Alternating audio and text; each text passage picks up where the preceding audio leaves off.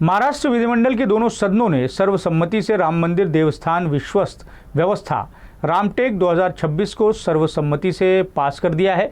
विधेयक के पास होते ही 55 वर्ष से शुरू संघर्ष समाप्त हो गया है। विधेयक के पास होने पर राज्य मंत्री आशीष जायसवाल ने इसे ऐतिहासिक और सौभाग्यपूर्ण क्षण बताया।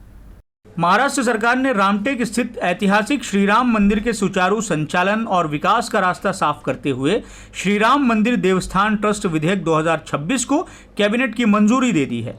लगभग 55 वर्षों से लंबित इस मुद्दे पर सरकार के फैसले के बाद अब एक विधिवत ट्रस्ट का गठन किया जाएगा, जो मंदिर के प्रशासन, संरक्षण, विकास और धार्मिक गतिविधियों का संचालन करेगा।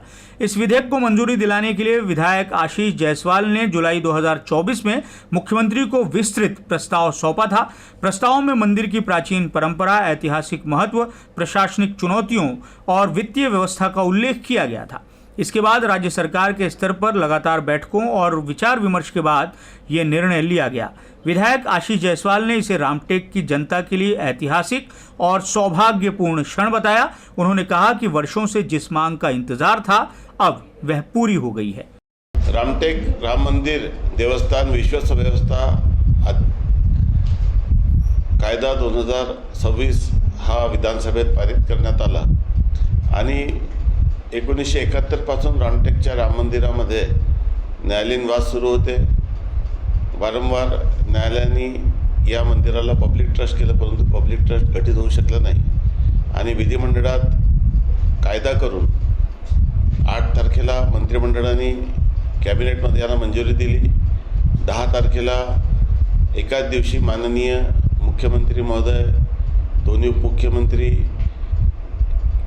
माझी स्वाक्षरी सोबत चीफ सेक्रेटरीची स्वाक्षरी होऊन तो विधानसभेत आणि विधान परिषदेत मांडण्यात आला आणि त्याला मंजुरी दिली। मी राज्याचे मुख्यमंत्री, दोन्ही उपमुख्यमंत्री यांचा मनापासून धन्यवाद देतो। आमच्या विभागाच्या टीमने यात खूप मेहनत केली आणि त्यांच्या या परिश्रमामुळेच या अधिवेशनात हा कायदा पारित होऊ शकला आणि लवकरच रामटेकमध्ये एक पूर्ण वेळ काम करणारी एक विश्वस्त व्यवस्था ट्रस्ट या ठिकाणी व्हावी आणि यातून